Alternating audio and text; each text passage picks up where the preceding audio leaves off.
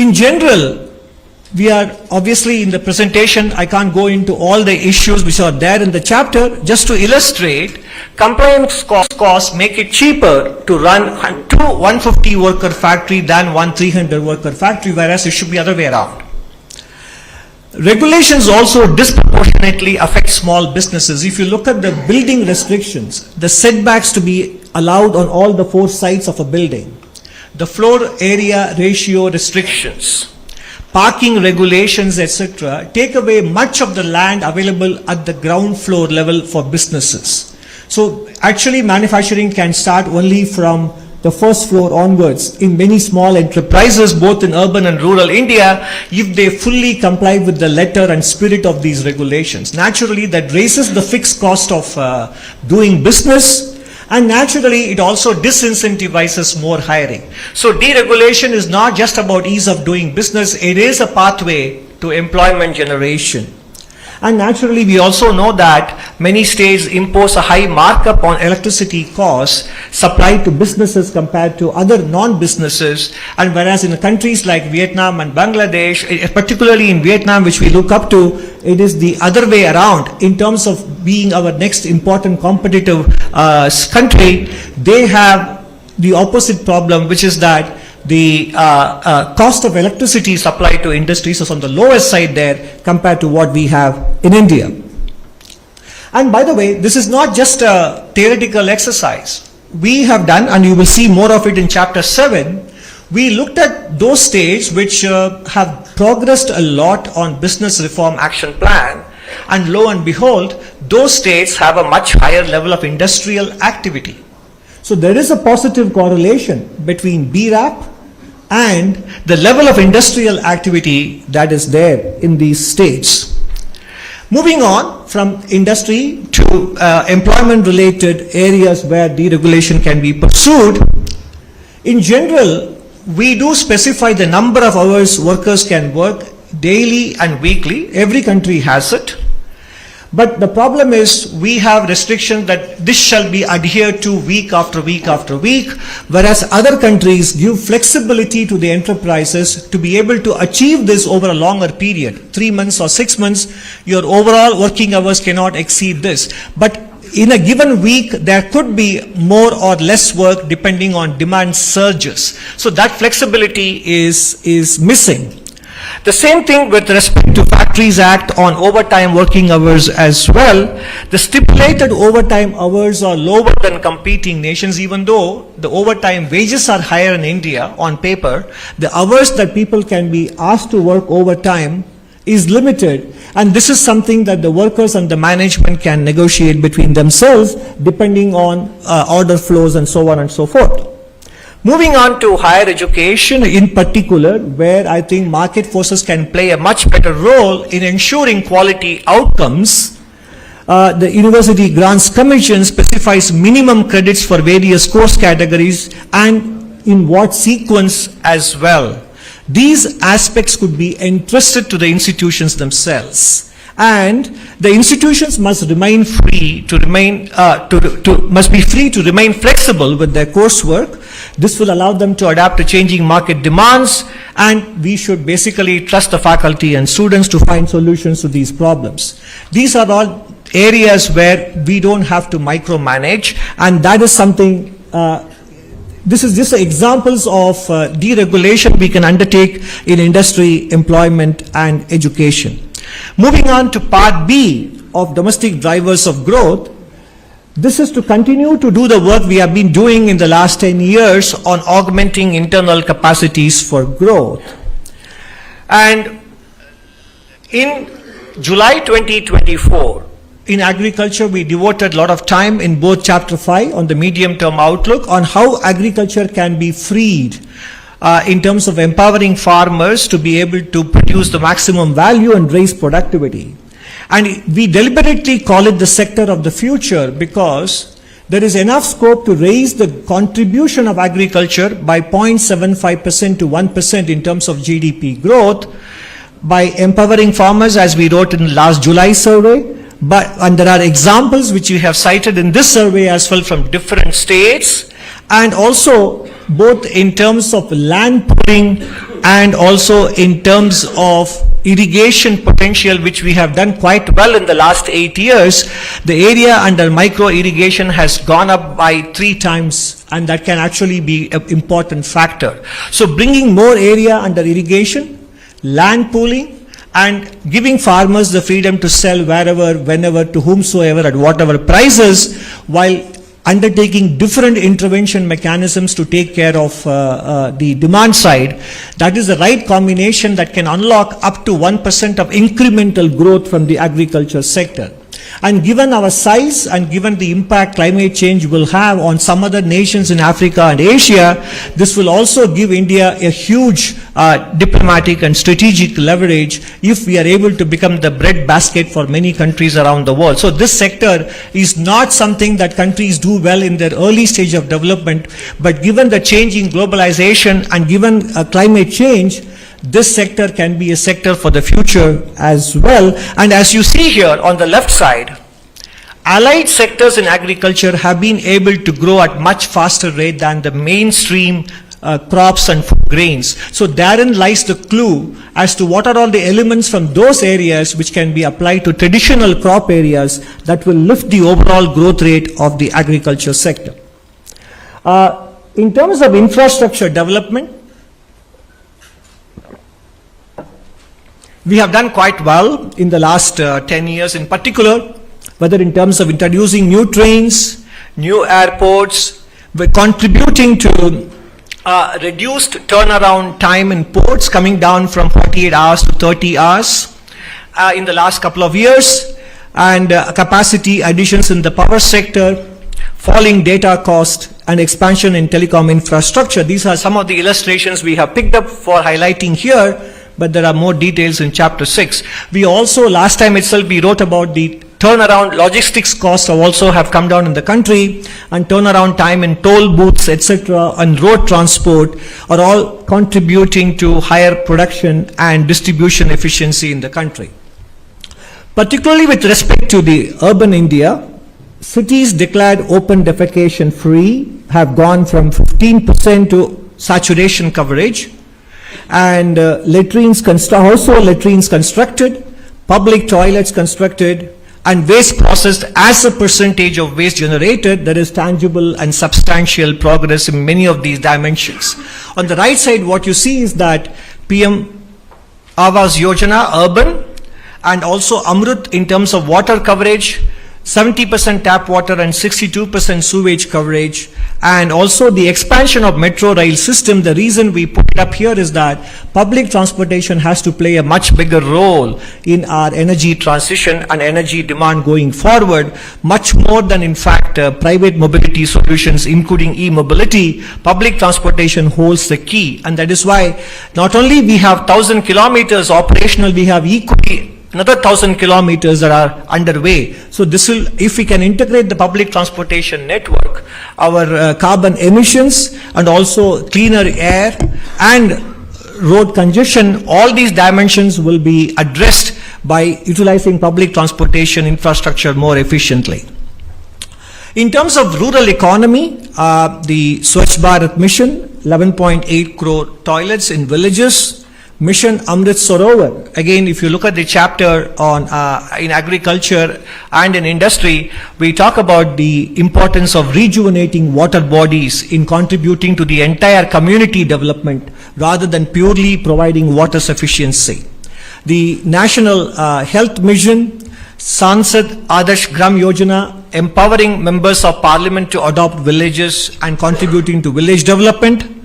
Jal Jeevan Mission, 12.2 crore households provided, and Pradhan Mantri Awas Yojana Grameen, 2.7 crore houses completed. Now, in terms of infrastructure, it is not enough to talk only about the physical infrastructure. We have done quite well with respect to at the general government level, not just the union government.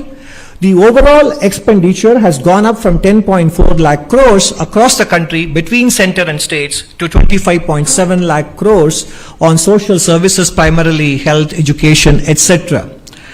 And this is a growth rate of more than this is the multiple of about 2.5 times in the last 7 years. And In terms of the building blocks for better education, the foundational literacy and numeracy, central and state government initiatives are covered. One is the Nipun Bharat initiative, the mission to ensure that every child attains foundational literacy and numeracy by the end of grade 3 by 2026. Some of the specific examples are also covered in the economic survey.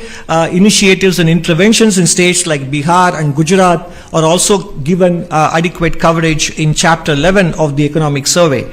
Apart from that, we also highlighted several private sector not-for-profit initiatives in these dimensions, whether with respect to learning or social and emotional learning, which are not typically covered in classroom textbook learning. All the private sector initiatives or not-for-profit initiatives that can be replicated and scaled up, and specific state-level initiatives that are working well, which can also be considered as possible models to be adopted elsewhere. We have covered them in great detail in chapter 11. The good news is that the proof of the pudding is there in the data. The latest annual State of Education report for 2024, which Pratham brought out a couple of days ago, the proportion of standard 3 children in government schools who can read up to standard 2 has gone up from 16.3% to 23.4%. And in middle school, major improvements in basic reading and arithmetic seen in all grades, and the progress at the high school level, more than 75% can do basic digital tasks. And the same report also covers the availability of infrastructure that facilitates learning in the classroom in terms of midday meal being served, drinking water availability, usable toilets, and usable toilets for girls in particular as well. In all these areas, in the last 6 years, there has been noticeable improvement as well. Skilling initiatives found a prominent place in the last budget presented in July. And many of these initiatives, in fact, it looks as if I have to give you a specific glossary for this slide alone, in terms of the number of abbreviations that are being used here. CTS stands for Craftsman Training Scheme in Industrial Training Institutes. PMKVY is Pradhan Mantri Kaushal Vikas Yojana, and Jan Shikshan Sansthan is JSS, and NSTI is the National Skill Training Institutes. NAPS stands for National Apprenticeship Promotion Scheme, and NCVET stands for National Council for Vocational Education Training. With this glossary out of the way, now we can look at the statistical landmarks and achievements that we have presented to you here in this slide. So, in terms of Craftsman Training Scheme, 1.24 crore people have enrolled, and in the Kaushal Vikas Yojana, 1.57 crore people trained, etc. I will refrain from reading out all the statistics out here, but the important point is the industry partnership that is coming up in the apprenticeship promotion scheme and in the internship scheme as well. I think last economic survey spoke about the need for academic, industry and government partnership, and this is an example of that in the skilling space as well. Moving on from physical infrastructure, education and skilling to health, the affordable medicine and immunization program through the Jan Aushadhi Kendras, over 14,000 are operational. Full immunization coverage is happening. Disruptive technologies, including drone technologies, being deployed to provide medicines in remote areas. And also, if you look at the health identity cards, Ayushman Bharat Health IDs, 72.8 crore IDs have been created, and 26.4 crore vaccine doses monitored and administered, and E-Sanjeevani is serving more than 30 crore patients as well. I'll move on to the next slide. While physical health is clearly manifestly important, what goes beneath the surface in many cases is the importance of mental health, and the Government of India has been cognizant of the importance of maintaining mental health as well. Many initiatives have been taken. The National Mental Health Program, Tele Manas, which provides consultation over the phone, and there was a Mental Health Care Act leading to the setting up of 47 mental health institutes flowing from the National Mental Health Policy in 2014. And in terms of the Mittelstand, which I spoke about as an important lever or important ingredient of manufacturing. In the PLI schemes for white goods, we have covered a box item on the success of the air conditioners with respect to the PLI. The entire value chain for air conditioners manufacturing in the country is now in place. And particularly with respect to white goods, 43% of the new applicants in the scheme are micro, small and medium enterprises. In terms of payment on time to micro businesses and small businesses, number of invoices financed on trades went up from 4.8 lakhs to 41.2 lakhs in FY24 in the last 4 years. That is a nearly 8 times jump in the number of invoices financed through trades. And the amount financed on trades has also gone up from 11,000 crores to 1.4 lakh crores. And many of you are aware of the section 43BH, which allows businesses to deduct payments only after they make the payment in the year in which they make the payment to micro, small and medium enterprises rather than on an accrual basis. And MSME cluster development program has improved productivity by 10 to 15%. In this regard, the survey also covers many initiatives taken by different states, from Gujarat to Madhya Pradesh to Rajasthan to Tamil Nadu, etc. We cover initiatives taken by several states for growing MSME businesses and attracting new businesses, which can serve as inspiration for other states as well. Harnessing the power of women entrepreneurs with respect to credit access, skill development, marketing support and specific support for women-owned enterprises in terms of reserving public sector procurement for women-owned enterprises. So basically the point is, in the first 2 sections of this, in domestic drivers, we have spoken about the importance of deregulation. We have spoken about the importance of continuing with various initiatives that we have looked at in the previous surveys in terms of boosting the productive potential. This is all from the policy space. From there, we move on to the role of the private sector, because naturally for a large economy, private sector plays a very big role.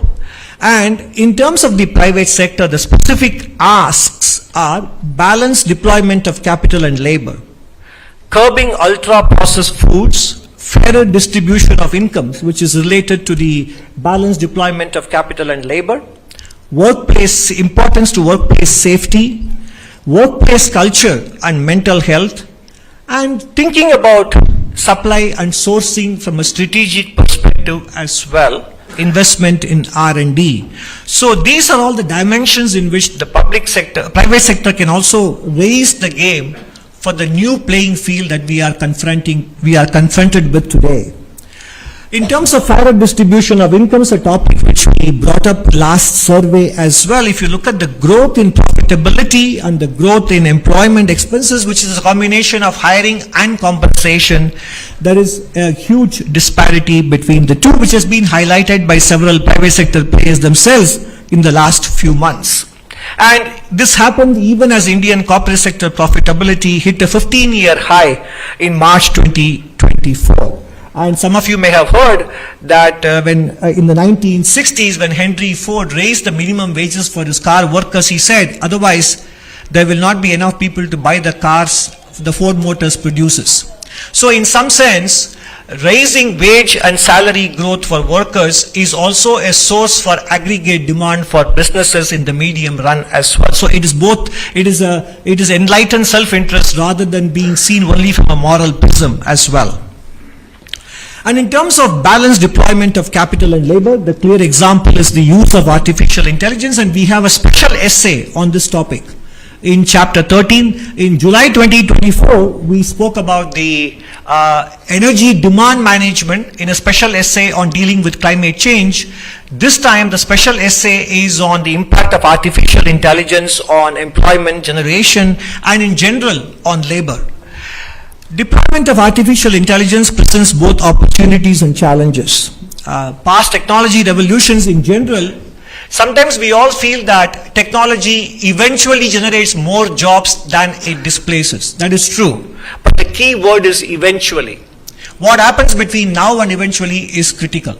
And that is where I think we need to create supporting institutions, enabling institutions to train them, to prepare them, and academic curriculums have to change, workplace practices have to change, etc. So therefore, technological transitions have not been painless in the past, particularly during the previous 3 industrial revolutions in the Western world, and we need to learn from them, and that is what this chapter covers. And the private sector therefore needs to weigh the benefits of artificial intelligence against the social cost, which may be subterranean in nature and which may surface over a longer period, eventually affecting the environment that is necessary for running businesses smoothly. And therefore, the chapter argues for a careful deployment optimized over a long horizon. This will augment labor and will deliver broad-based social benefits. Of course, one of the considerations, if I may say in a lighter vein, when we wrote this chapter was whether the chapter would become outdated by the time it goes to print, given the kind of fast changes happening in the artificial intelligence space. But the issue that I discussed here is not with respect to the technological developments per se, but also whether the potential and the threat the technology poses for augmenting labor or displacing labor. Those issues are discussed in chapter 13. And whereas a private sector can contribute, compared to several countries, when it comes to R&D spend, 50% of it happens from the government and only 41% happens from business enterprises. Even higher education, academic institutions only contribute 9% compared to other countries. I think this is one area where I think the private sector and people like Mr. Naushad Forbes, etc. have actually written about it. The funding of R&D in India is predominantly from government entities, and it is not for lack of incentives. Specifically, box item 7 in chapter 7 covers the various incentives that the government of India offers in comparison to peer countries, and they are definitely comparable. And R&D in India is primarily driven by business enterprises in many other economies, and whatever R&D happens in the private sector in India is not only low, but is also sectorally concentrated, and that is one area of improvement. Ultra processed foods. It is a 2.5 lakh crore business built on hyper palatability of food items. Misleading advertisements, celebrity endorsements, and missing and obscure labeling on packages targeting consumer behavior. Ultra processed foods are directly associated with exposure to cancer, respiratory, cardiovascular, and gastrointestinal health outcomes. And poor dietary intake, unfortunately, is also associated with adverse mental health, and most UPF brands target children and adolescents. Therefore, we need to arrive at a quick resolution on the issue pertaining to front of the pack labeling, which has been, happening in fits and starts in this country. And this is not just purely about consumer information and fair disclosure. It has got long-term implications for realizing our demographic dividend and productivity of our youth, because we initiated the coverage of mental health in a big way in the last survey, and we continue that in this survey as well, and you can find more of it in chapter 11. 4 particular variables have a big implication for mental health. Those who rarely use smartphones, those who are close to their friends and relatives, and those who basically have social connect and physical activity and who consume healthy foods, they have a very high mental score. But if your consumption of ultra processed foods is frequent, and if your family closeness is not much, and nor do you have enough free time for yourself out in the open, and if you rarely exercise, then your mental well-being score is very low. It is not a theoretical construct, it is an empirical finding across the world, including in India. And lower mental health naturally has a direct correlation with the number of working days and overall productivity as well. So in general, workplace culture, private sector's attitude towards ultra-processed foods, prioritizing medium term over short term, all these considerations will eventually determine whether India's wanted demographic dividend actually materializes or not. And I think this is a very important issue, rather than apart from skilling and education, etc. This is not widely discussed, and we feel this is an important area where private sector can contribute a lot. Energy transition the Indian way, which is the topic in the chapter on climate change and adaptation. A well-known French economist, Jean Pisani-Ferry, in the context of Europe, wrote that there is an impossible trinity of net zero.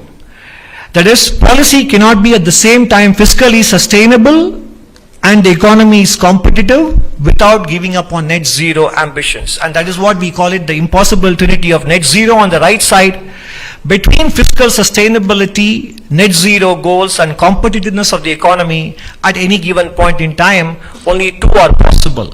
If you want to pursue net zero and be competitive also in the global economic space, then there has to be a lot of subsidization that has to happen.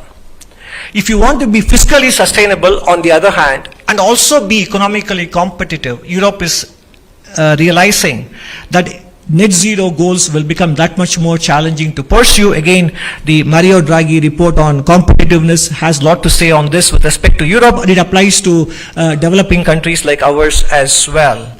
At the same time, if you want to pursue net zero, at the same time be fiscally prudent, then competitiveness will take a big hit as well, because energy costs will go up significantly, as has happened in Europe between pre-COVID and post-COVID. So the net result is that the trade-offs in climate mitigation is such that these days countries are realizing that we need to spend a lot of effort and resources on adaptation. The theme of the chapter on climate this time is how do we maximize our adaptation efforts, adaptation funding, as opposed to focusing on emission mitigation. India's energy transition, therefore, needs to have a multifaceted approach. It cannot be only about renewable energy, and renewable should be expanded to include transition fuels like natural gas and also, more importantly, nuclear power as well. And coal will continue to remain the mainstay, even as we are making far better progress than many other countries on nationally determined contributions. In fact, India's use of coal has not come in the way of India making much better progress on NDCs compared to Western nations. These considerations are discussed in great detail in the chapter on climate and also in chapter 5 as well. In terms of financing, much of the flows today are concentrated on emission mitigation. But critically important, given the fact that the greenhouse gases already in the atmosphere will anyway cause global warming and damage to countries' environment, countries need to generate more adaptation financing. In fact, Nobel laureate Thomas Schelling very clearly said, if per capita income growth in the next 40 years compares with the 40 years just before that, vulnerability to climate change should diminish and the resources available for adaptation should be greater. I say this not to minimize concern about climate change, but to anticipate whether developing countries should make sacrifices in their development to minimize the emission of gases that may change the climate to their disadvantage. Their best defense against climate change may be their own continued development. Basically, the point is, economic growth and development generates the resources to be able to deal with energy transition and climate change, and therefore, if we have to continue to grow while making energy transition, prioritization should be on adaptation. And apart from the strategic considerations I mentioned earlier in terms of ensuring that we are not affected by the single source concentration risk that many countries, including India, are exposed to. And as we wrote in the last economic survey in chapter 13, the power of collective action, small changes, big impact, has to be also kept in mind. The lifestyle for environment movement, small individual actions, impact of lifestyle changes. A 13% change in global population behavior can reduce carbon emissions. For example, having the thermostat at 26 degrees or 27 degrees and having a small fan circulation will keep the room cool than keeping the thermostat at 20 degrees in summer, for example. Food waste reduction. Finishing food on a plate can save 90 kilograms of food waste per person annually, cutting down carbon emission and food loss. Carpooling and public transportation, which I alluded to earlier, can cut down transport sector emissions. Carpooling can save 380 million liters of fuel daily in India by reducing nearly 8 lakh rides per day. And public transportation in terms of integrated solutions is much better than focusing on tailpipe emissions through e-mobility, which also has a strategic angle to it. Recycling power. Recycling 1 ton of newspaper can prevent 25,000 liters of water wastage, contributing to more efficient resource use. Finally, we come to the state of the economy, which is the current. The economy grew 6% in the first half, and second half it is poised to do better. Growth remains close to decadal averages, especially if you look at agricultural sector, gross value added, industry. They all have grown better than the average over the entire period between FY15 and FY24 in FY25. Services sector is almost there, but overall the point is that the pandemic effects have completely now been erased from the trend growth estimates. And you can see that in the different components of expenditure-based GDP. Gross fixed capital formation has improved from 28.2% to more than 30%, and consumption share, private consumption share, has gone up from 58.7% to 61.8%, and government expenditure has come down, in fact, from 10.8 to 10.3% compared to FY18, and export share also has gone up from 18.8 in FY18 to an estimated 21.5% in FY25. So basically, compared to the pre-pandemic shares of GDP, there is a good contribution or a better contribution coming from exports and gross fixed capital formation and private consumption as well. And this is what I mentioned in the previous slide. If you look at the overall GVA, on the top left, it has caught up with the trend growth, pre-pandemic trend. Agriculture has been above pre-pandemic trend, partly because of the growth in allied services, which I showed you earlier, which is high single-digit growth rates. And industry has now just popped its head above the pre-pandemic trend, bottom left. And with respect to the overall services sector, again, we have caught up with the pre-pandemic trend as well. Inflationary pressures have come down, barring a few items. If you look at the left side, you see the core inflation, core food, consumer food price index, overall core inflation, and the CPI inflation. Core inflation is below 4%, overall inflation is 5.2%, and the food price inflation index is close to about 8%. But if you remove specific items, then you can see that overall inflation trends are very subdued, and that is what the right side chart confirms for us. Headline inflation is 5%, but excluding tomatoes, onions, and potatoes is about 4%. Excluding pulse and vegetables is below 4% as well. In terms of export growth, while the headline numbers in merchandise exports may appear subdued, if you strip out petroleum and gems and jewelry, the growth is close to 10% between FY24 and FY25 in the first 8 months of the current financial year. And services sector in general have continued to grow in terms of the surpluses, and in the first half of the first 9 months of April to December 2023 and 2024, there has been a bigger surplus on the services trade as well. Naturally, all of this resulting in a balance of payments which is very comfortable. Around 1% of GDP is the current account deficit. And therefore, financing this current account deficit has been not a problem, despite successful and profitable exits by many businesses in the last 2 years.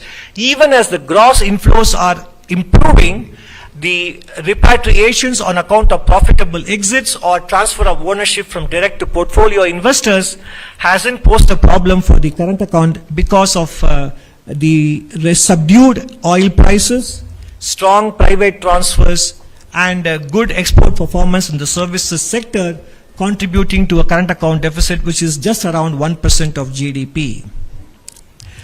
The growth outlook for FY26, we projected 6.5% to 7% for FY25, and this time we are projecting a growth outlook between 6.3 and 6.8% for FY26, which is in line with the projections made by many international organizations as well. The risk factor, of course, again, not only because of the changes in the global playing field, Global stock markets also have become lately volatile, as we witnessed earlier this week. And we have an interesting box item in chapter 2 looking at the correlation between S&P 500 and the Nifty indices. Whenever in the last 24 years since the millennium began, whenever the S&P 500 corrected, what was the impact on Indian stocks and vice versa. So that is a factor that we need to keep in mind, because the massive growth in retail participation in the Indian stock market is definitely a good thing. But also, when the market corrects, it could have implications for spending intentions, and sentiment effect, etc. could be significant. And that is one risk we have kept in mind when we came up with the outlook between 6.3 and 6.8% for the real GDP growth. And as we always say, we will be very happy to be proven to be wrong and conservative if the final outcome turns out to be better than 6.8 as well. So, to sum up, how do we raise our game for a new playing field when globalization is no longer going to provide the tailwind in terms of export growth and foreign investment growth? We need to deregulate to make it easier for small and medium enterprises to grow. Deregulation is about removing the fear of growth in micro, medium, and small enterprises. And this is about the plumbing and the nuts and bolts of deregulation, which are primarily there in the state and local government space. We have to continue to augment internal capacities for growth. Particularly, agriculture sector has a potential to contribute up to 1% to GDP growth. Private sector can do its part in terms of lifting the spending on R&D, in terms of striking a better balance between capital and labor share in their businesses, in terms of marketing of ultra-processed foods, and taking mental health seriously as well. With respect to energy transition, considerations of financing, considerations of supply chain concentration risk, etc. means that we need to focus on public transportation and adaptation as an important strategy rather than emission mitigation, in relatively speaking. Business as usual across all sectors, academia, private sector, governments, etc. Business as usual carries the risk of growth stagnation. Thank you very much.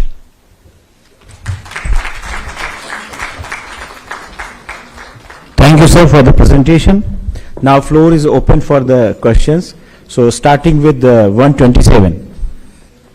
Please introduce yourself and your organization's name, and then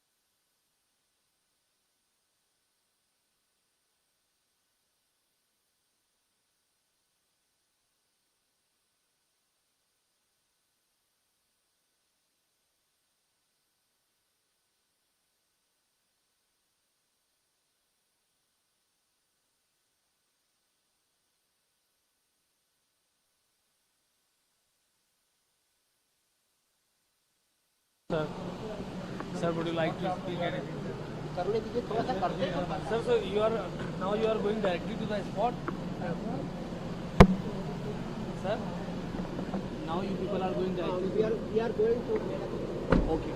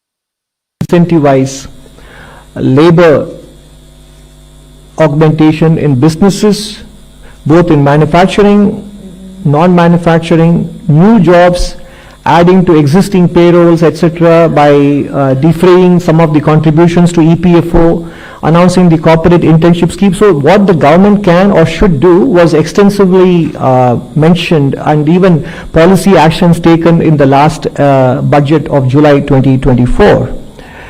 And of course, the government can continue to take policy actions as it has been doing with respect to PLI schemes on labor-intensive sectors, and also in terms of the deregulation action, that is the government's, not just the union government, but the state governments and local governments' contribution to employment generation is by reducing the fixed cost of doing business so that firms can raise the variable cost by hiring more people.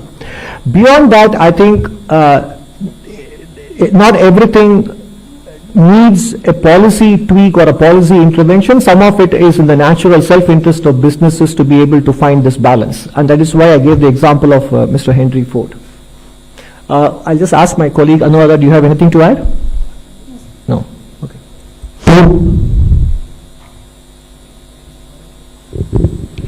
Dr. Nageswaran Karishma this side from Business Today. The previous economic survey had mentioned about the China Plus One strategy and how India could draw dual benefit out of it. But this one does not explicitly mention it. Does this indicate a change of stance of the government, or the strategy is still a part of it? Oh, there is nothing. This time we are speaking about the importance of importance to be given to domestic growth drivers, building domestic supply chain resilience, which is the same as what has been the thought process behind the Atmanirbhar Bharata, China Plus One, etc. So this is the continuation of the same theme. 122. Sir, मैं Lakshman CNBC आवाज से छोटे छोटे दो सवाल हैं। एक तो आपने सर्वे में कहा है कि फैक्ट्री एक्ट को अमेंड करना चाहिए ओवर टाइम लिमिट को बढ़ाने के लिए। अभी दो बड़े CEOs ने, एक ने 90 आवर पर वीक, एक ने 70 आवर पर वीक का सजेशन दिया है। आप इसको किस तरीके से देख रहे हैं? सेकेंड थिंग कि जो ट्रंप के आने के बाद एक टैरिफ का जो कंसर्न है, ये कितना बड़ा कंसर्न आपने फैक्टर इन किया अपने ग्रोथ आउटलुक में? I don't want to go into the discussions that are currently happening in the private sector on the number of hours. So that is not something that we want to join. The point here is that small businesses do get seasonal surges in orders. And it will be good for them to have the flexibility to be able to achieve the weekly working hour limits over a longer period, which countries like Korea, Japan, etc. do that. So it is all about managing the seasonal surge in businesses. We are not going into the question of number of hours that Indians need to work, etc., which is a debate happening elsewhere. It is very difficult to give you a quantitative estimation with respect to the impact of trade policies that may be pursued by other countries, because right now it is hypothetical and speculative. But in general, what we have done is to take into consideration the uncertainties posed by the current global environment in terms of rising trade restrictions, rising investment restrictions, and therefore the growth number that we have spelled out does reflect these uncertainties, broadly speaking. 39. So, Meghna Mittal from Money Control, you have emphasized on the risks that are there because of increasing dependence on a single country for energy transition, whether it's EVs or solar energy. I want to understand, are there any policy initiatives that India can still take to boost domestic manufacturing, or have we missed the bus? What are your thoughts? No. Actually, we have been taking those policies. That is why we have already built several elements of the solar energy supply chain in India. Capacities have increased, whether it is in panels or modules or cells, etc. But At the same time, dependence also is there at a significant level. So it is not as if India has been passive and idle and simply depending on imports, whether it is in electric vehicle mobility or the battery cell components or in the components that go into solar panels, etc. Domestic capacity increase is happening.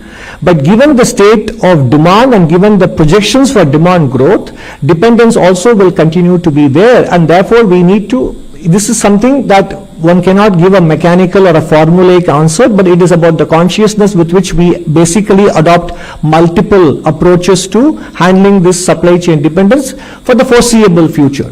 And one of the answers we gave was, therefore, public transportation, giving an important role for nuclear power, transition fuels, etc., are all parts of the strategy. I'll ask my colleague Chandani if she has anything more to add as well. I think in addition to that, the government has also provided direct incentives for battery storage and also for electric vehicles manufacture. And on the issue of diversifying our sources of energy, there is a clear push by the government to diversify. So while we are doing renewable and non-fossil fuel, but there is a move, as was mentioned in the budget announcements last year, to also look at nuclear for small modular nuclear reactors. So there is a discussion and there is a push to become more and more energy secure for India's growth. Thank you. 26. From left side. Sir, Rishabh Bhatnagar with NDTV Profit. My question is, in the eco survey you've recommended private investments in for small scale farmers. What exactly does this entail? Is this privatizing parts of agriculture? And secondly, the eco survey also talks about yes, page 249. And secondly, eco survey also talks about CBAM and EUDR as protectionist garbs. What exactly is India doing to sort of protest these on a diplomatic level? So in agriculture, there is, if you go back to the economic survey, you would see how much has been the credit flow to the farmers, how much of that has increased. And there was also a slide here which said that it's actually enhanced substantially. Also, there is a shift away from small, money lenders, the traditional means of financing their investments, towards institutional lending. And that has, in fact, from 90% that used to actually go to money lenders for their resources, it's down to less than 30%, which is much less than 30%, which is an indication that the institutional investing through, and the farmers are accessing that.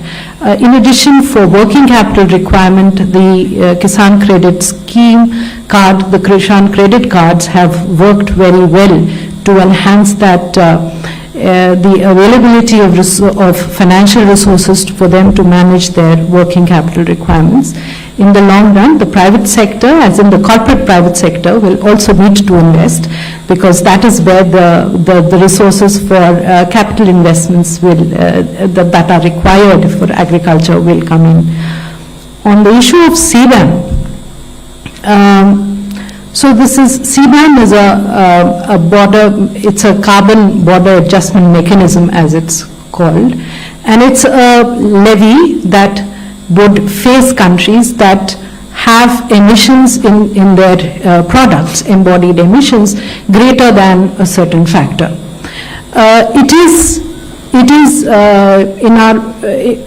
a way, it's a non-trade tariff measure. It's a non-tariff barrier, and it does not take into account the fact that countries like India, we are at a different level of development, so there is clearly, and we see this as a means to a protectionist means to protect the European industry, and more than just the stated goal of reducing carbon emissions, because the end result, and there are discussions on that, and there is that it would only shift the carbon emissions from, at the moment they are consuming, because they are basically importing much of steel, let's say, but by this measure, they protect their own domestic industry, and the emissions will happen within their countries.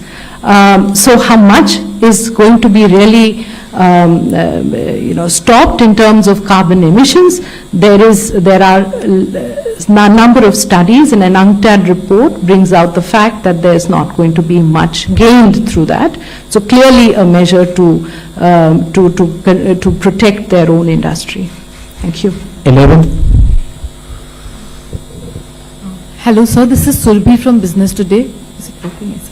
So, the survey has spoken about the rupee and how the dollar has gained strength over the last few years, and the rupee has still performed well, depreciating 2.9%. So, do you see further depreciation of the rupee? Because a lot of analysts are speaking about, rupee touching 87 or 89, and how do you see it impacting the economy?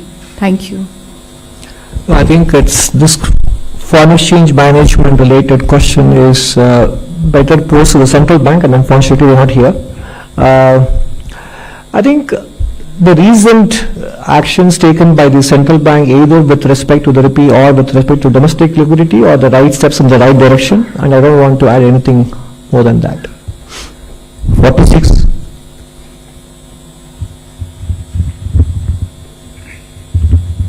Sir, Prakash Predashu from ET now. Boosting domestic consumption is of course a key focus for the government at this point of time. Did the economic survey make any specific recommendation to the government? So what is the question? The domestic consumption. I mean, boosting domestic consumption is of course a key focus for the government. So did the economic survey make any specific recommendation?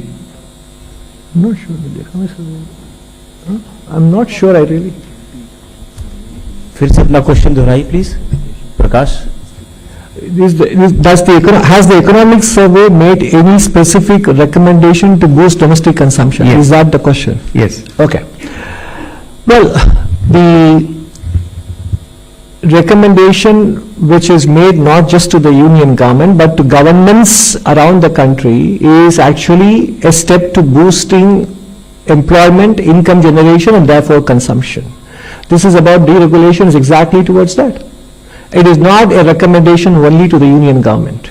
So by simplifying regulations and by looking into the nuts and bolts of regulations that affect small businesses, we are lowering the cost of doing business for them, therefore opening up the space for them to hire more, which will lead to income growth and therefore better consumption. That is the very precise recommendation that the economic survey is making to governments all around the country. 52. Good afternoon, Nikunj Johri from Reuters. So I have two questions. You've cited geopolitical risks to India's growth, and lately we've seen persistent tariff threats from the United States. So do you think India needs to have a preemptive policy perhaps, or we need to, our measures should be more reactive? And secondly, we've seen our net FDIs sharply coming down, although the gross FDI is increasing. There is a higher repatriation, as your presentation also stated. But the net FDI is sharply down. What do you think needs to be done to attract more FDI? The last year's survey suggested that India should open its door for Chinese investments. Lately, we've also seen de-escalation and direct resumption of direct flights. So do you think the time is right now to lift the investment restrictions that we have on China? So Nikunj, with respect to your first question, the answer I gave to the gentleman from ET now is the same answer, which is that we don't want to talk about speculative scenarios of a single country's trade policies, etc. In general, I think the steps that we need to take, and in fact, the economic survey, the chapter on external sector has a box item on trade policies and the kind of industrial policies that have been adopted by countries in the past, and how we can adopt industrial policy without necessarily, without necessarily being protectionist about it. At the same time, it can also be an inducement for productivity. We have discussed all those things, and that is the way to approach it. So I think there is no point in being speculative, and whatever policies that may need to be taken in response to or in anticipation, that I'm sure ministries are looking at it. Now, with respect to boosting FDI, I think we have made our recommendations, few suggestions in the last economic survey.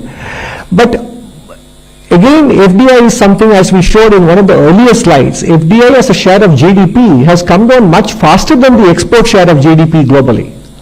And we are no longer competing only with other emerging market nations. We are even competing with industrialized countries which want to friendshore or onshore their investments. And therefore, so one of the biggest magnets for FDI is actually the prospect of profitable returns, which is what India has been providing, whether it is portfolio investors or direct investors. And the last 2 years of continuous exits actually demonstrate that. And one way to ensure profitable exits is to ensure steady economic growth, and if wherever possible, accelerating economic growth. Beyond that, whatever procedural requirements or opening up of sectors, we have done most of those things in several areas, more recently being in the last several years, being defense, space, drones, etc. So, whether it is with respect to tariff policies or visa policies, etc., the government has been responding to the emerging situation, and therefore, the FDI numbers should be looked at from the perspective of what is happening elsewhere in the world as well, in terms of overall FDI flows in general, which is what UNCTAD reports also point out, that there has been a decline because of various policy developments happening in every part of the world. 35.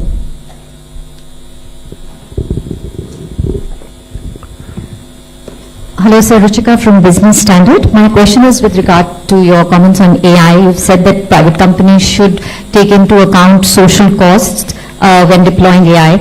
And the survey also says that if companies do not optimize the introduction of AI over a long horizon and handle it with sensitivity, there's the demand for policy intervention and the demand on fiscal resources to compensate will be irresistible. So is there a case of taxing companies if they replace labor with AI? No, I'm not getting into specifics because we have not reached that point. It is a potential scenario that can develop if over time, and this is, by the way, a point made by the IMF in its discussion paper that came out roughly about a year ago, which is that if the social impacts of technological deployment results in such massive labor displacement, then in several countries, there will be a call for action on the part of the government authorities. But that is a hypothetical scenario which may develop if all considerations are not kept in mind, whether it is in terms of labor redeployment, labor reskilling, upskilling, etc. So this is, at the moment, there is no specific action that is contemplated, and that is not what is hinted at all in this special essay. 9. Sir, Tarun Sharma from Zee Business. Sir, मेरे 2 सवाल हैं। पहला कि क्या अभी भी आपको लगता है जिस तरीके से फूड इन्फ्लेशन है वो एक मेजर कंसर्न है? आपने अपनी रिपोर्ट में कहा है कि जो फूड सब्सिडी है वो 0.5% से पिछले साल से बढ़ी है। दूसरा सर, क्रूड को लेकर आपका क्या आउटलुक है? क्या जो आपने 6.3, 6.8 का जो ग्रोथ रेट लिया है उसमें क्रूड का आउटलुक क्या रहेगा?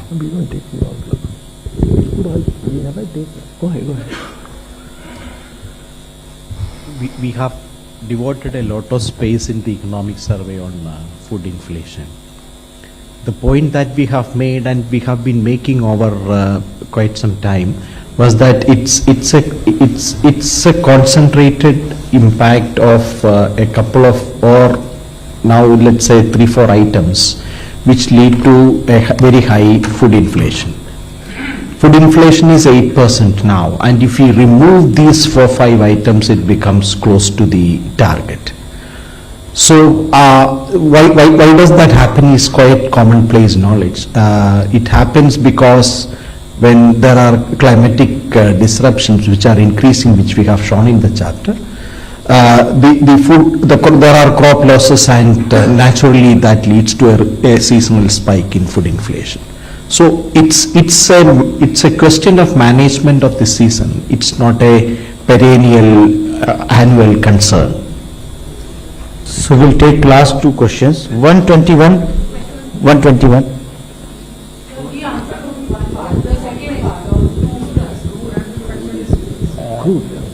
Okay, no, we don't make any assumptions on the crude oil price outlook, and we don't project inflation. Our projection is for real GDP growth. I think if at all you want to interpret the number, we are not expecting at this point a major upside risk to the crude oil prices, and that is not something we explicitly model or forecast when we develop an estimate for real GDP growth. Sir इनको दीजिए इधर 10 Siddharth from Informist. आज के बाद इनके बाद आप लीजिए. Just an extension to Tarun's question first. Last year the survey had said that monetary policy should not focus too much on food inflation. Now this survey has spoken a lot more about expanding production output to lower prices, to ease supply. Does that reflect a change in thinking of you or the finance ministry in terms of how monetary policy should look at food inflation? And second, the survey has called for a tripartite compact between the government, private sector and academics in distributing the gains from AI. From what you've seen in US, Europe, East Asia, the role of the government has mostly been about getting billions of dollars of subsidies. Is that what the Indian government's role too is expected to be when it comes to setting up, let's say, fabs and just generally in the AI sector? Thanks.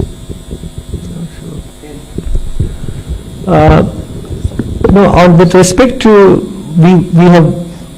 with respect to the role that monetary policy play on food inflation, etc., we have discussed it in the last survey.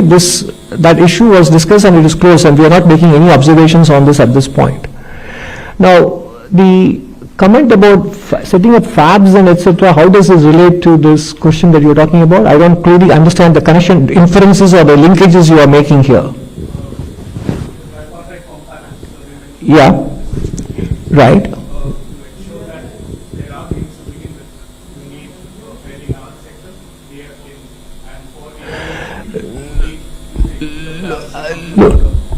Sure, I think all countries have to basically, there is no mechanical or formulaic way in which you can say that this is exactly the proportion by which you should mix technology and labor.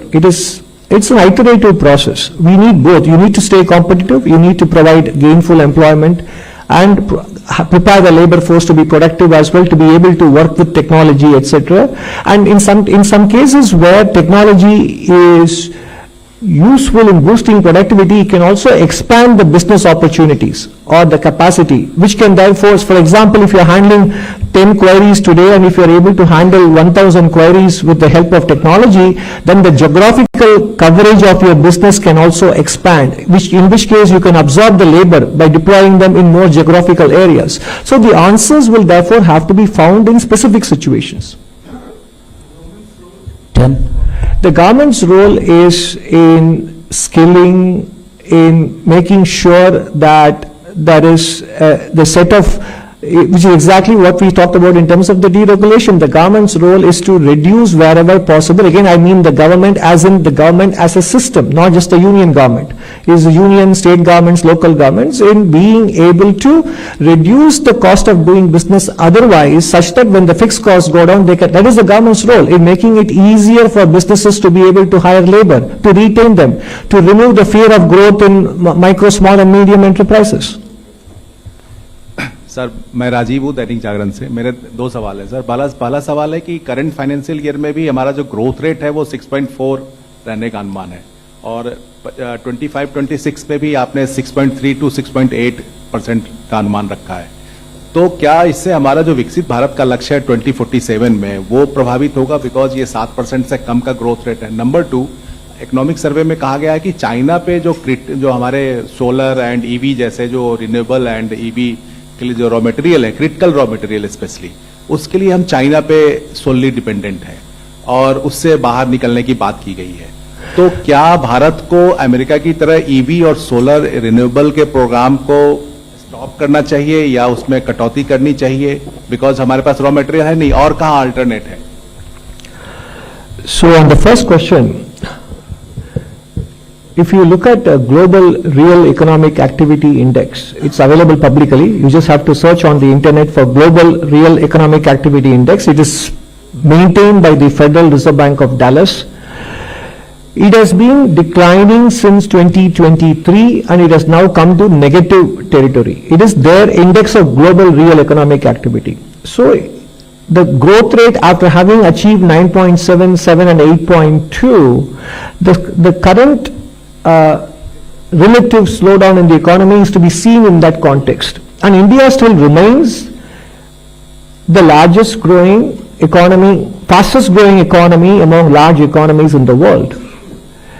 And you saw also in the slides that the global export share of GDP has been coming down, etc. So whenever we get the opportunistically, if we can generate higher export growth as we were able to do so in 21-22, we should be able to capitalize on that, and that is what is happening as well.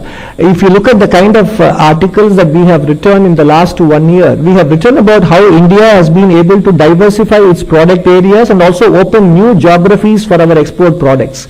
Those are all the ways to go, and whenever the global export growth picks up, in those years, export growth will contribute another 0.5 to 1%, additional growth, which will take it to 7.5 or 8. And as we also mentioned in the presentation, agriculture sector itself can add 0.5 to 1% of additional GDP growth. So in general, these are all the ways in which we can lift this baseline number, and this baseline number reflects the current uncertainties and the fact that global real economic activity has slowed down in the last 1.5 years to 2 years. So that is the answer to your first question. Now, the dependence on a single country is, as I mentioned repeatedly in my presentation, figures in the discourse, in the policy discourse in Europe. It figures in the policy discourse in North America, etc. It is a global challenge, and that is why India became part of the, my colleague Chandani will supplement what I say. That is why we joined the Critical Minerals Partnership, and we ourselves are setting up, have set up policies on, as she explained in the previous question, on battery storage and some of the PLI schemes on the components for solar energy, etc. So we are taking policy steps already, and we are striking global alliances to make sure that our supply chain is diversified. But simultaneously, we have to keep an eye on what is the level of dependence and how critical it is, how constraining it is. So it is a multifaceted, multi-pronged action which we have already been taking. So, Chandani, you want to add something?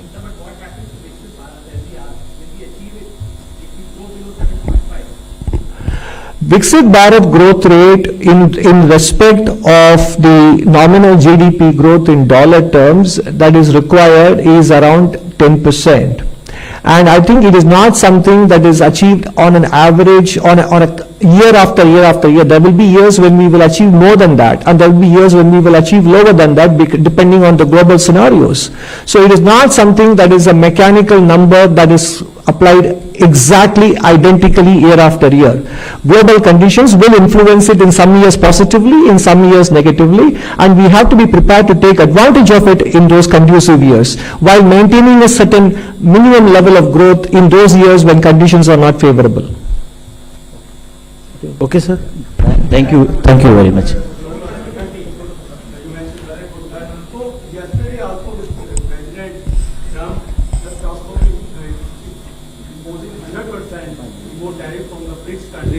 In case they continue with replacing the dollar dominance. Like we have no comments on that. We already answered several questions regarding the potential trade action. I have nothing more to add to that. Photographically.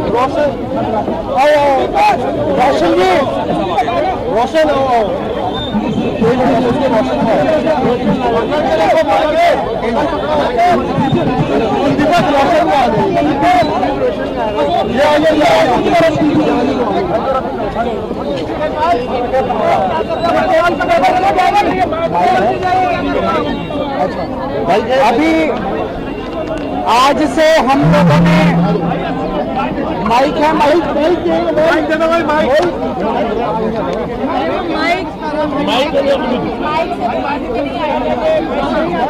नहीं नहीं नहीं mic था sir आप centre में आ लो mic नहीं है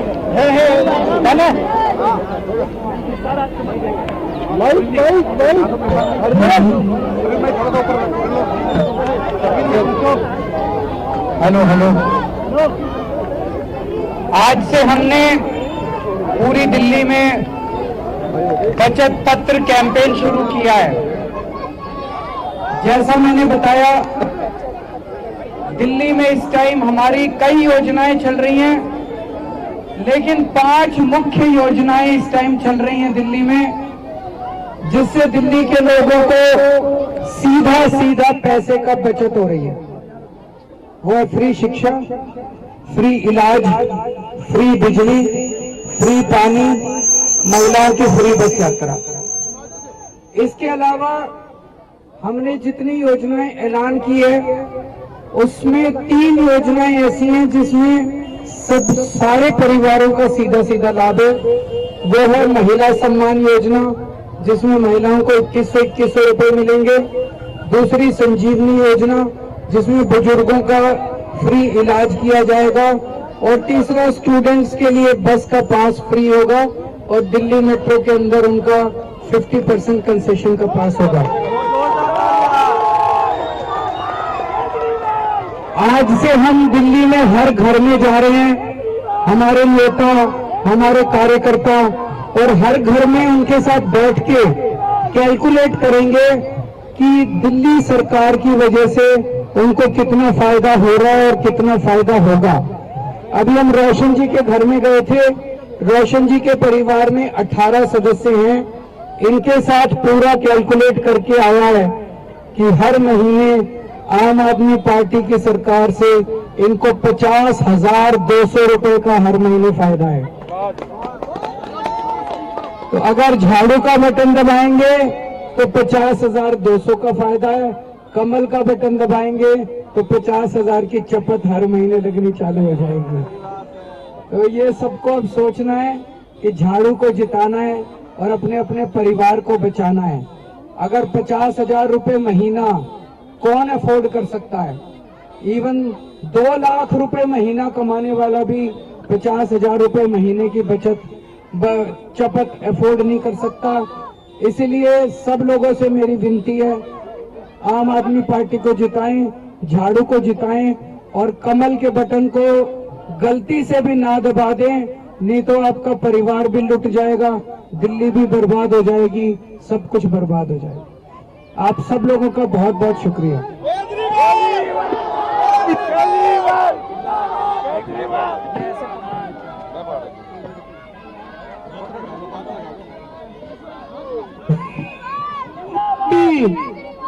आम Aadmi Party, Arvind Kejriwal, Arvind Kejriwal, project Sony, project Sony. ये सिर्फ पक्की है, सानी साहब की पक्की सीट है। अभी रुकिएगा सानी।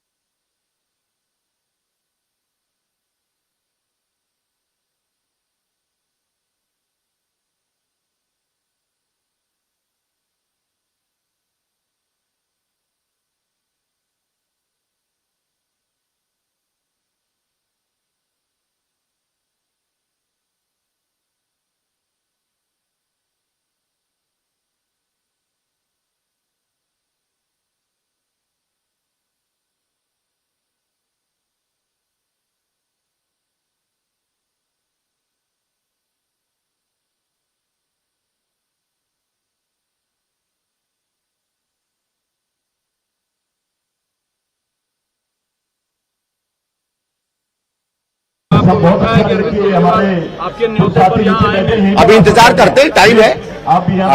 2 बजे से बुलाया था, हमको भी जो ट्रैफिक जैम लग गए वो चक्कर में जरा टाइम लग रहा है, वेट करते हैं और 10-15 मिनट देखते हैं आते हैं कि नहीं। लेकिन कोई इन्फॉर्मेशन है उनकी ऑफिस से, उनकी पार्टी के? हमें इन्फॉर्मेशन की जरूरत नहीं, हमने ना उन्होंने हाँ की ना की, ना करते या दूसरा टाइम लेते तो देखते हैं सर। आ गए तो सवाल आपके पास है, नहीं आए तो सवाल उनको भेजेंगे, सवालों का जवाब हम खुद ही देंगे, देखते हैं क्या करते हैं। अभी इंतजार करिए। आज हम सुनने आए हैं अरविंद केजरीवाल को और संदीप दीक्षित जी को, आज बोलने नहीं आए हैं, इसलिए इंतजार कर रहे हैं हम।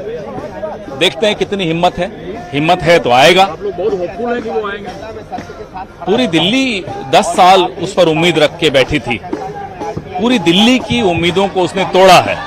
ये आज आखिरी बार उसको मौका मिला, ये मंच मिल रहा है जहां वो सवालों का जवाब दे।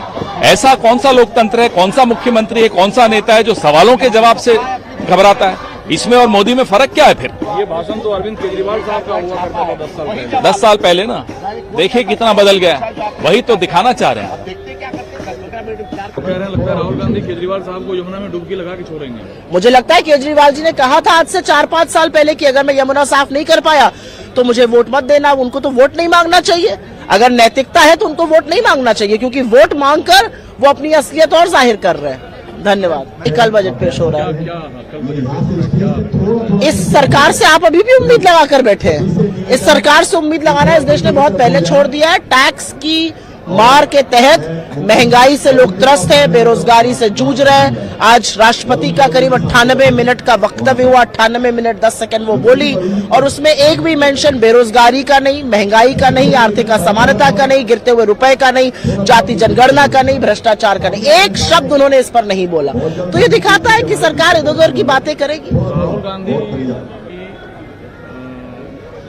आप जो कह रहे हैं केजरीवाल हारेंगे, आम आदमी पार्टी हारने की बात आप कर रही हैं। केजरीवाल जी खुद अपनी सीट हारने जा रहे हैं, ये तो उनकी सीट के लोग ही बता रहे हैं। आम आदमी पार्टी भी चुनाव हारने वाली है।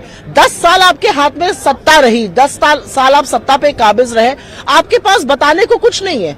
आज भी रोना रो रहे हैं, आज अपनी गालियां गिनवा रहे हैं, मेरी सिक्योरिटी छीन ली गई, यमुना में फलाने ने जहर मिला दिया, ढिमकाने। आपने क्या किया, ये जानना चाहते हैं हम लोग। दूसरा ये है कि आज बजट पेश हो रहा है 5 तारीख को। सवाल कि कांग्रेस के कुछ लोग हमसे मिलने आए, मैंने पूछा, मैं अपील करता हूं लोगों से। ये उनकी हार का डर है, इतने परेशान हो गए वो क्योंकि उनको पता है कि वो चुनाव हारने वाले हैं। ये उनकी हार का डर है, ये हार का खौफ है। सबके मत्थे वो मरेंगे, सबको वो ये ढिंडोरा पीट पीट कर बताएंगे कि वो किसके किसके चलते हारे। केजरीवाल जी हार की डर से बौखला गए और इस तरह की बातें कर रहे हैं। केजरीवाल जी नहीं, इस देश का बच्चा बच्चा जानता है कि कांग्रेस और बीजेपी रेल की वो पटरी है जो कभी नहीं मिल सकती। हमारा कभी समझौता नहीं हो सकता।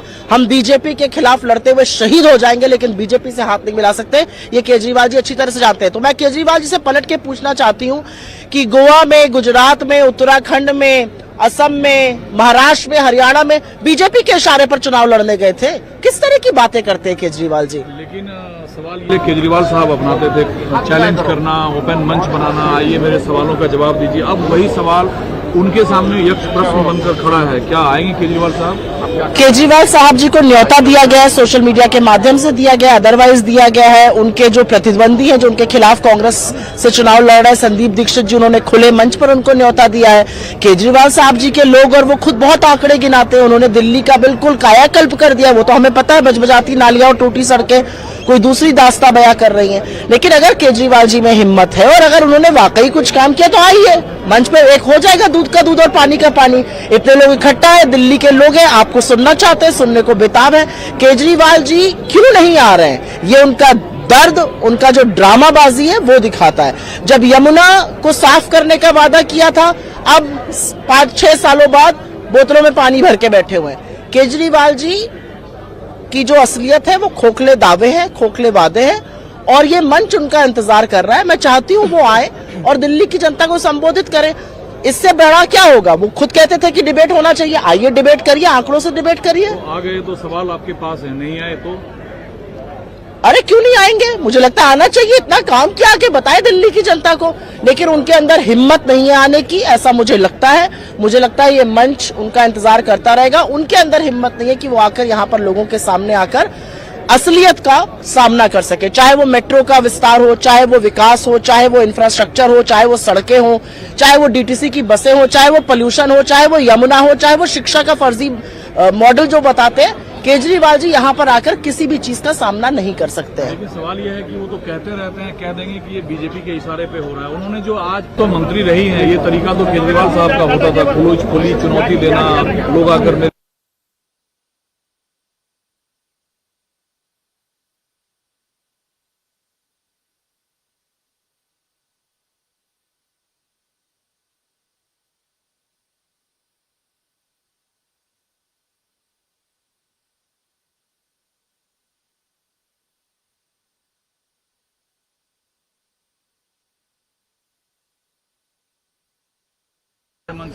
देखिए, इश्तिहारों में और अपने भाषणों में ही रोना धोना और अपनी वाहवाही करते रहते हैं, पर आज जब उनको मंच पे चुनौती दी कि आइए संदीप दीक्षित जी के साथ डिबेट कीजिए, लोगों के सवालों का जवाब दीजिए, तो आपने देख लिया कि आज वो गायब है यहाँ से, क्योंकि उनके पास जनता को देने के लिए जवाब नहीं है।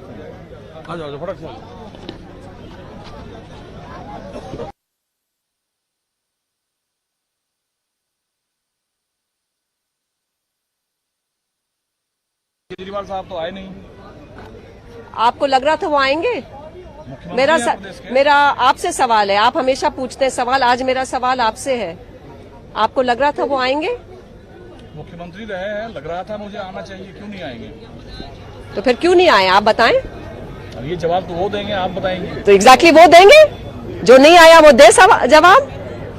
आपको क्या लगता है कौन सा व्यक्ति होता है जो सच का सामना नहीं कर पाता? आप तो पत्रकार बन रही हैं, सवाल हमसे पूछ रही हैं। क्योंकि ये हम सबके लिए थे, ये हम I am a voter from this constituency, मैं यहाँ की वोटर हूँ। मैं संदीप दीक्षित की बहन के हक से नहीं पूछ रही हूँ, ये मैं वोटर हूँ। मैं जानना चाहती हूँ आपने मेरी कॉन्स्टिट्यूंसी के लिए क्या किया है, मेरे प्रदेश के लिए क्या किया है, आपने कितना बिगाड़ दिया है, खत्म कर दिया है मेरे प्रदेश को। जहाँ लोग आके सेटल होना चाहते थे, आज यहाँ से छोड़ के भाग रहे हैं। कोई एम्प्लॉयमेंट की कोई अपॉर्चुनिटीज नहीं है यहाँ पर, हवा खराब है, पानी खराब है, सड़कें खराब है, हर चीज सारी व्यवस्था चरमरा गई है। तो उसका जवाब, थोड़ी भी उम्मीद थी आप लोगों को कि वो आएंगे, सच का सामना करेंगे, या बिल्कुल नाउम्मीद थे आप लोग पहले से?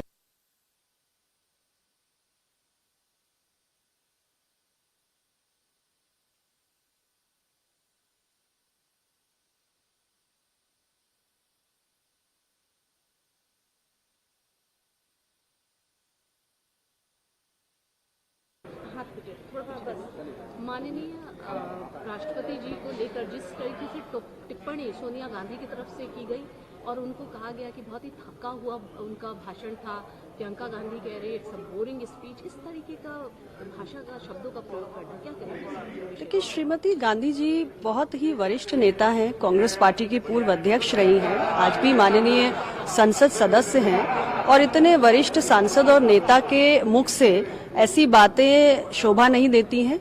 और देश की माननीय राष्ट्रपति महोदया जी के लिए पुअर थिंग जैसे शब्दों का जो प्रयोग किया है, ये घोर निंदनीय है, और इसकी जितने भी कड़े शब्दों में भर्त्सना की जाए वो कम ही होगी। माननीय राष्ट्रपति हमारे लोकतंत्र के सर्वोच्च पद पर विराजमान हैं और करोड़ों भारतीयों के लिए आस्था और श्रद्धा का केंद्र हैं, और इस किस्म के जो अमर्यादित शब्द उनके लिए प्रयोग किए गए हैं, मैं अपनी पार्टी की ओर से उसकी बार बार निंदा करती हूँ। एक बयान जो पप्पू यादव की तरफ से आया, उन्होंने ये कहा कि बेचारी हैं, उनको तो जो दिया जाता है वही पढ़ लेती हैं, लव लेटर जैसे शब्द का प्रयोग किया गया, लव लेटर पढ़ा माननीय आदरणीय राष्ट्रपति जी ने, इसको लेकर भी काफी लोग आहत है और इसकी भी निंदा हो रही है, क्या कहेंगे इस पूरे विषय में? नहीं, बिल्कुल ये भी अत्यंत निंदनीय है कि इतने निचले स्तर पे जाके आप शब्दों का उपयोग कर रहे हैं, और मुझे तो लगता है कि जिस संसदीय क्षेत्र से वो चुनकर आए हैं, वहाँ के वोटर्स भी आज अपने सांसद के मुंह से ऐसे शब्दों को सुनकर बहुत ही दुखी हो रहे होंगे, क्योंकि राष्ट्रपति जी महज एक व्यक्ति नहीं है, बल्कि हमारे लोकतंत्र का सम्मान है, हमारा गौरव है। और इस किस्म की भावना और इस किस्म का जो दृष्टिकोण है या ऐसे जो शब्द हैं वो लोकतंत्र को अपमानित करते हैं। और ऐसे व्यक्ति जो लोकतंत्र का सम्मान नहीं करते, ऐसे लोगों को संसद में जिन्होंने चुनकर भेजा है, आज निश्चित रूप से उन्हें इस पर जरूर ही दुख हो रहा होगा।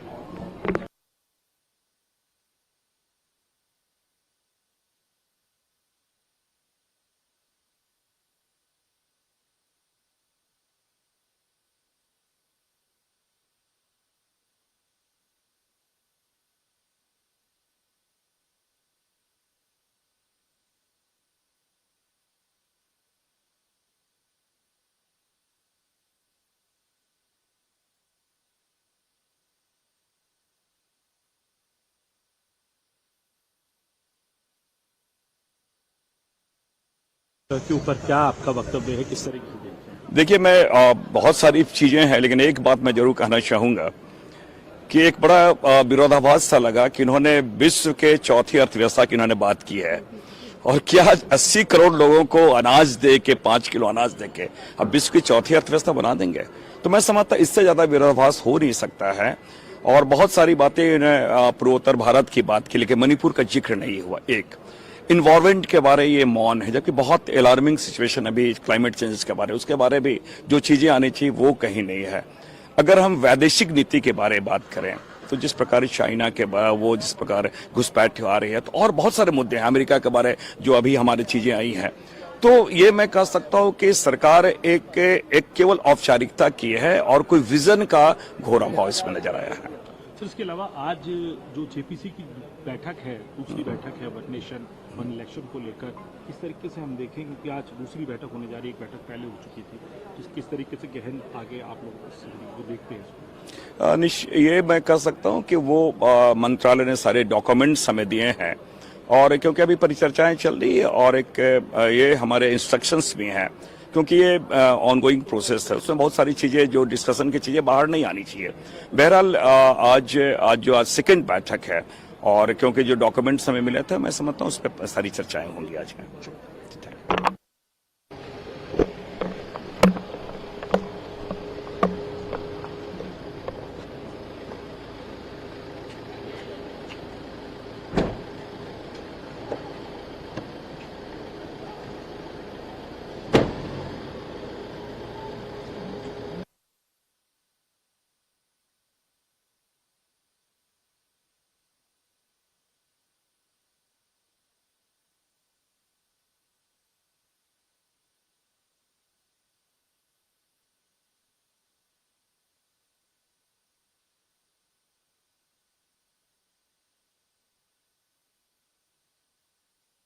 करोड़ रुपए का केजरीवाल ने घोटाला करा। दिल्ली सरकार ने दिल्ली स्पोर्ट्स यूनिवर्सिटी के नाम पर 48 करोड़ रुपए का एक खर्चा किया कि जहां वो लोकेशन बता रहे हैं वहां पे एक ईंट भी अभी तक नहीं लगा है। तो यानी केजरीवाल ने हवा में यूनिवर्सिटी बना दी है।